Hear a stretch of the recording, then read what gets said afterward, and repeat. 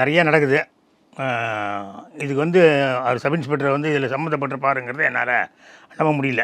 அவர் sub இன்ஸ்பெக்டர்னா லோக்கல்லாம் வேலை பார்த்துருப்பாரு. Local police வந்து அவருக்கு ரெண்டு ரவுடி பசங்களை கண்டிப்பாக தெரிஞ்சிருக்கும். டேய் என்னடா என் பொண்ணுக்கிட்ட சேட்டை பண்ணிகிட்டு இருக்கான், அவனை போட்டு தள்ளுங்கடானா மோட்டிவே வேறு கொண்டு போயிடுவாங்க. ஒரு நாளைக்கு கூட்டி போய் கொஞ்சம் போதையை கூட்டி அவர் குடிக்காத ஆளை போதையை கூட்டி சண்டை போட்டு 2 பேரும் ஒருத்தனை வெட்டிக்கிட்டாங்க. அப்படியே கேஸ் அப்படி போயிடும். இந்த காதல் சமாச்சாரம் வந்திருக்காது. பையனை தூண்டி விட்டாங்கிறது என்னால் ஏற்றுக்க முடியல. ஒரு வேளை பையனுக்கு வேறு ஏதாவது கஞ்சா பழக்கம் அந்த மாதிரி பழக்கம் இருந்தால் அவனோட நண்பர்கள் சொல்லியிருக்கலாம், என்னடா அவங்க அக்கா அப்படி பண்ணுறான், அவங்களெல்லாம் சுற்றிக்கிட்டு இருக்கா, அவங்க சொந்த சாதிக்காரங்க எதாவது சொல்லியிருக்கலாம். அதனால் காரணமாக இருக்கலாம். அது அப்பா இருந்து தூண்டி விட்டுருப்பாருங்கிறது என்னால் நம்ப முடியல. ஏன் நம்ப முடியல? அவருக்கு அறிவு இருக்காதா? நம்ம பையன் வீணாக போயிடுவான்னு வேறு வழியில் கொலை பண்ணலாம்.